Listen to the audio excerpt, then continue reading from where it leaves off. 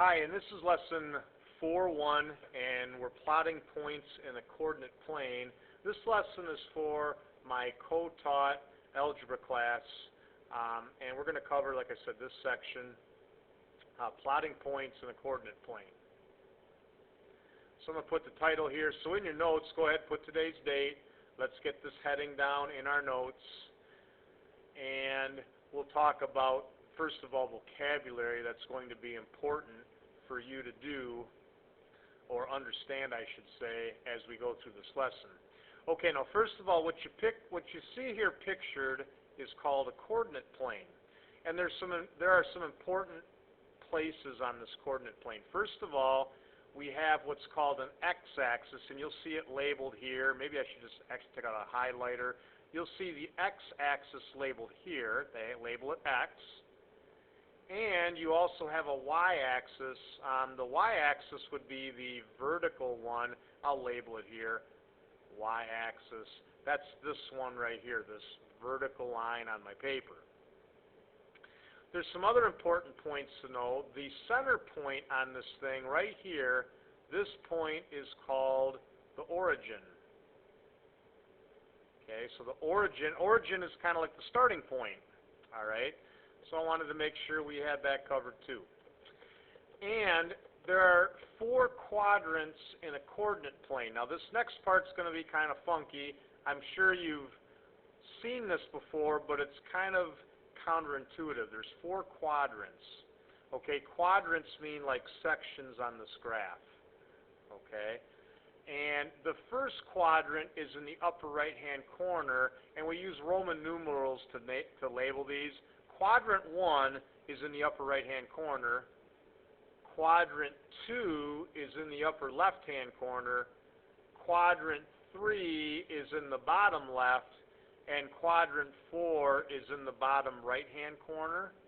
Now, I'm going to write this next thing in red because here's the common mistake. People just go 1, 2, 3, 4, kind of like reading a book.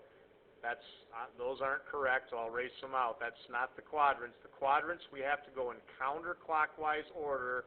We start in the upper right-hand corner. It's 1, 2, 3, 4, counterclockwise. Those are the quadrants.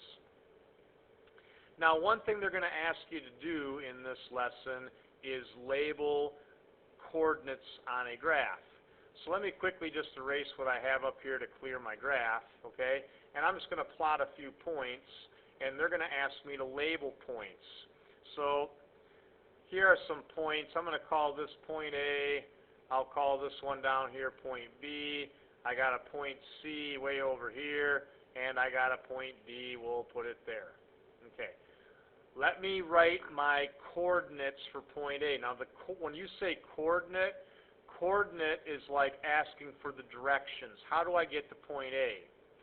Well, you start at the origin, and you notice I got to go 4 to the right and 3 up. So the coordinates of point A would be 4, 3 in parentheses. Now, when you see this, when you see in parentheses 4, 3, those are directions. Those are saying start at the origin, go 4 right and 3 up, and there's point A. Let me get the coordinates of point B. Start at the origin. I got to go 3 left and 4 down. -3, -4 would be the coordinates. Now, do you notice on each of these problems, or each of these points I wrote the coordinates for, you always go right or left first. You go up or down second. That's why these are called x, y coordinates. X is right or left. Y is up or down. So I went 4 right, 3 up to get to point A. I went 3 left, 4 down to get to B. Let's get to C. C would be 8 to the right and 7 down. So I'd write 8, -7. There are the coordinates of point C. And then point D, start at the origin. I got to go 10 left and 7 up. The coordinates of point D would be -10, +7. Okay? So that's how we can write the coordinates given a point. One other thing they'll ask us to do is they will say, and let me actually pause this for a minute. I'm going to get a new page, clean. Okay, so now that I have a clean page, let me do a couple more. They will also ask you this. They will say, let's label. I'm going to give you a few points. I'm going to have a point A, and it's -5, 2. I'm going to have a point B. I'll call it 7, -1.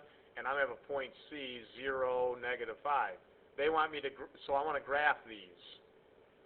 Okay, so let's graph these. So point A, I would have to go 5 left and 2 up. There's my point A. Point B is 7, -1. That means start at the origin, go 7 right, down 1. Point B. Point C is 0, -5. So don't go left or right. That's what 0 tells me. Go down 5. There's point C. Okay? So that's the second thing they will ask you to do. One final thing they will ask us to do is graph a function with the given domain and then identify the range. Now, we actually did this earlier this year in chapter. We did this early on as an introduction, I believe, in chapter number 1, 2. So you might remember we had a worksheet like this. So let me make up a function. Let's say we had a function, and it was y equals 2x plus 1. And they gave me a domain of, let's say our domain was 0, 2, 4, and 6. Okay? They asked me to do a couple things here. They're going to ask us in our homework to graph the function, graph it. They'll ask me then to write the range. This is a review of stuff we did earlier. So I tell you what, if we're going to graph it, let's start off with making a table. So if I make a table, remember the domain is the inputs. These are the x's. I'm going to input 0, 2, 4, and 6. Let's do that. If I input 0 up here, 2 times 0 is 0, and 0 plus 1 is 1. And if I input 2, 2 times 2 is 4, and 4 plus 1 is 5. If I input 4, 2 times 4 is 8, 8 plus 1 is 9. And if I input 6, 2 times 6 is 12, plus 1 is 13. Okay, let's graph these points. I got 0, 1 first. 0, 1 means 0 right or left, up 1. That would be here. And 2, 5, remember, means 2, 5. That would be 2 right, 5 up. And 4, 9 means 4 right, 9 up. So 4 right, 9 up.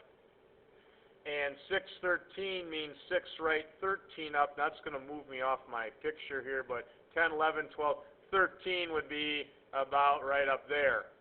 Okay? Remember, do not draw a line through these. And then finally, we want to write the range. So let's write my range. My range, I can see it in my table. It's right here.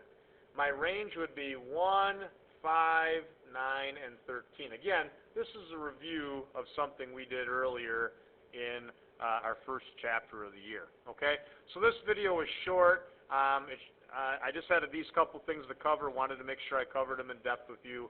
We'll do the worksheet on this, and we'll move on then quickly to lesson 4.2.